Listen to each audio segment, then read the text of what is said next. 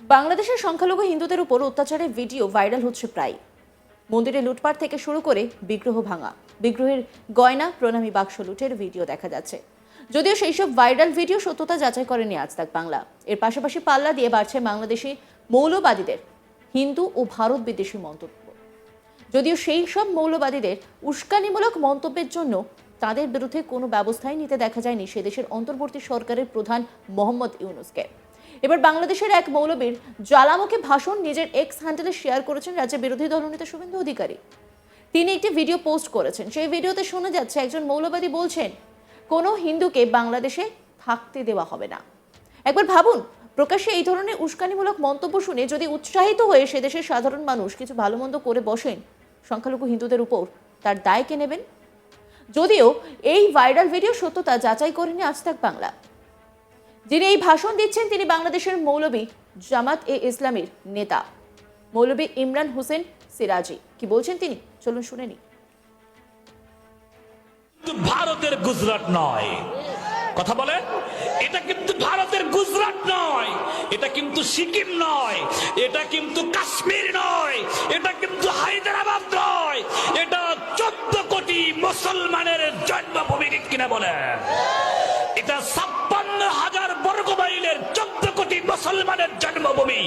এখানে যদি কেউ কোনো সময় গৌর গোবিন্দের ভূমিকা পালন করতে চাও, আমরাও শাহজালালের সন্তানেরা বসে থাকবো না। একবার শাহজালালের সন্তানদের হাতে তরবারি উঠলে এই তরবারি আর নামবে না। এই 56,000 বর্গ মাইলে একটা হিন্দু থাকতে দেওয়া হবে না, হবে না, হবে না। শুভেন্দু অধিকারী এই ভিডিওটি পোস্ট করে রাজ্যের শাসক দল তৃণমূল কংগ্রেসকেই দোষেছেন। তিনি লিখেছেন, পশ্চিমবঙ্গে যারা বলেন ধর্ম যার যার, উৎসব সবার, তাদের উদ্দেশ্যে এই ভিডিও। কি মত তাদের বাংলাদেশের জামাতে ইসলামের নেতা মৌলবী ইমরান হোসেন সিরাজের এহেন ভাষণের বিষয়ে, যেখানে আস্ফালন প্রদর্শন করা হচ্ছে যে কোনো হিন্দুকে বাংলাদেশে থাকতে দেওয়া হবে না। পশ্চিমবঙ্গ বাংলাদেশের এই ভাইরাসের আমদানি হয়েছে, হিন্দু হটাও স্লোগান উঠেছে। রাজ্যের মন্ত্রী মন্ত্রগুপ্তের শপথ নিয়ে দাওয়াতে ইসলামের প্রস্তাব দিচ্ছেন। হিন্দুদের বলবো, সময় থাকতে জাগ্রত হন, নয়তো পশ্চিমবঙ্গ পশ্চিম বাংলাদেশে পরিণত হতে আর বেশি দেরি নেই। প্রসঙ্গত, এর আগে শুভেন্দু অধিকারীকে নিশানা করে জ্বালামুখে ভাষণ দিতে দেখা গিয়েছিল বাংলাদেশের মৌলবীদের। রাজ্যের বিরোধী দলনেতা শুভেন্দু অধিকারীকে নিয়ে বিষোদাগার শোনা গেল বাংলাদেশের এক মৌলানার গলায়। রীতিমতো শুভেন্দু অধিকারীর নাম করে ওই মৌলানাকে বলতে শোনা গিয়েছে, শুভেন্দু অধিকারীর হয়ে কেন দালালি করবেন, ভারতের হয়ে কেন দালালি করবেন, বাংলাদেশের মাটিতে আর ভারতের দালালি করা চলবে না। বাংলাদেশের ওই মৌলানা যখন মঞ্চে বিরোধী দলনেতা সম্পর্কে এই মন্তব্য করছেন, তখন মঞ্চে থাকা আর একজন পিছন থেকে তাকে সতর্ক করেন রাজনৈতিক বক্তব্য না দেওয়ার জন্য। যদিও রাজনৈতিক বক্তব্য দিতে হয় তাহলে যেন তিনি সভা করে বলেন, কিন্তু ওই মৌলানা তখন আর তাকে কে আটকায়, তিনি সাফ বলে ওঠেন, আমি কোরআনের বক্তব্য রাখছি, দেশের জনগণকে সতর্ক করা আমার মতো হুজুরের দায়িত্ব। এরপর তিনি বলেন, ভারতের বিজেপি দলের নেতা শুভেন্দু অধিকারী সারাদিন বাংলাদেশ নিয়ে খালি মিথ্যাচার করছেন। কি বলেছেন তিনি, শোনাবো আপনাদের।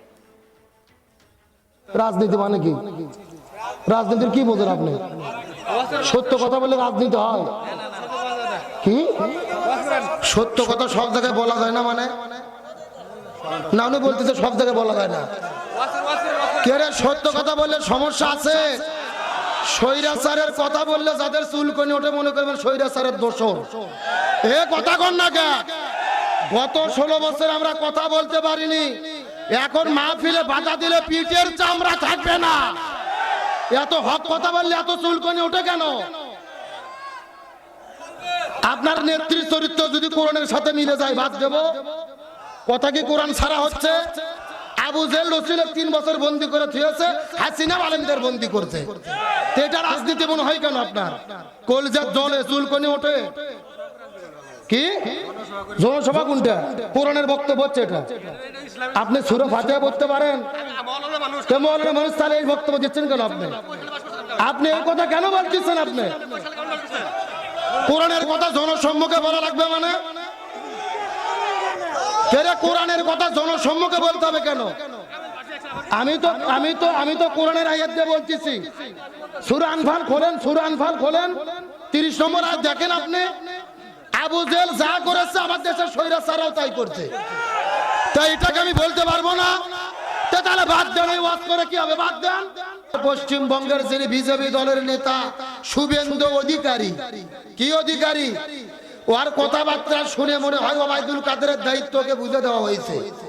এ কথা কর না গা, সারাটা দিন খাইয়ে দেয়, কোনো কাজ নাই, শুধু বাংলাদেশ নিয়ে তার মিথ্যাচার। আজকেই তিনি বক্তব্য দিয়েছে যে বাংলাদেশের মোল্লা ইউনূস আর এই নাবালক উপদেষ্টারা দেশটাকে শেষ করে দিচ্ছে, এদের গলার মধ্যে ফাঁসির দড়ি ঝুলানো হবে। এরা মিথ্যাচার করেছে যে বাংলাদেশে হিন্দুদের বাড়ি ঘরে হামলা হয়েছে, হিন্দুদের ব্যবসা প্রতিষ্ঠান পুরানো হয়েছে, বাংলাদেশে চাল দেব না, ডাল দেব না, রসুন দেব না, বাংলাদেশের মানুষকে না খাওয়াইয়া মারবো। চিৎকার করে বলেন রিজিকের মালিক কে? আল্লাহর কি খেলা? শুভেন্দু অধিকারী বাংলাদেশের বিরুদ্ধে ষড়যন্ত্র করেছে, আর গত 2 দিন আগে ওই ভারতের মানুষেরা শুভেন্দু অধিকারীকে প্রকাশ্য দিবালোকে জুতো পিটা করেছে। আল্লাহু আকবার বলেন। তাকে প্রকাশ্য জুতো পিটা করেছে, সে পালিয়ে গেছে থানার ভেতরে। কারণ কি? ভারতের পশ্চিমবঙ্গের কৃষকেরা রাস্তায় নেমেছে, তাদের পেঁয়াজ বিক্রি হচ্ছে না, আলু বিক্রি হচ্ছে না। পেঁয়াজ হলো 2 টাকা কেজি আর আলু হলো 1.5 টাকা কেজি। কৃষকেরা বলতেছে বাংলাদেশের সঙ্গে কেন তোমরা শত্রুতা করলা? মাল বিক্রি করব কোথায়? আমাদের তো না খাইয়া মরা লাগবে। আল্লাহু আকবার বলে। বাংলাদেশের মানুষকে বিপদের মধ্যে ফেলাতে গিয়ে ওরা নিজেরাই বিপদের মধ্যে পড়েছে। এই জন্য একটা কথা আছে, অন্যের জন্য গর্ত খুললে ওই গর্তে নিজেকেই। আমাদের বর্তমানে অন্তর্বর্তীকালীন সরকারের প্রধান ডক্টর মোহাম্মদ ইউনূসকে সেলুট দেই, ধন্যবাদ জানাই। তিনি হলেন ঠান্ডা মাথার পাকা খেলোয়াড়। এ কথা বল না গা, এই লোকটা কথা বলে কম কিন্তু কাজে হলো পাকা। স্বাধীনতার পর 54 বছর পার হয়ে গেছে, আমরা ভারতের বিরুদ্ধে দাঁড়াতে পারিনি, কিন্তু এইবার ডক্টর ইউনূস দেখিয়ে দিয়েছে ভারতের মোকাবেলা কিভাবে করতে হয়। ওই ভারত যখন আমার দেশের পতাকায় আগুন দিয়েছে, দূতাবাসে হামলা করেছে, ডক্টর ইউনূস বাংলাদেশের যত রাজনৈতিক দল আছে এক মঞ্চে ডেকে সবাইকে নিয়ে জাতীয় ঐক্য গঠন করেছে। সব রাজনৈতিক দল এক মঞ্চে নরেন্দ্র মোদী 6 জগ পানি খাইছে। কথা কর না গা। বিএনপি বলেছে আমরা আমাদের স্বার্থে কাজ করতে পারি, জামাত বলেছে জামাতের স্বার্থে কাজ করতে পারে, চরমোনাই বলেছে চরমনের স্বার্থে কাজ করতে পারে, কিন্তু প্রত্যেকটা রাজনৈতিক দল বলেছে আমরা বাংলাদেশের স্বাধীনতা সার্বভৌমত্ব রক্ষার জন্য 18 কোটি। অন্যান্য খবরের আপডেটের জন্য অবশ্যই নজর রাখুন আজ তাক বাংলার ইউটিউব স্ট্রিমিং এ। লাইক, কমেন্ট, শেয়ার এবং সাবস্ক্রাইব করতে ভুলবেন না।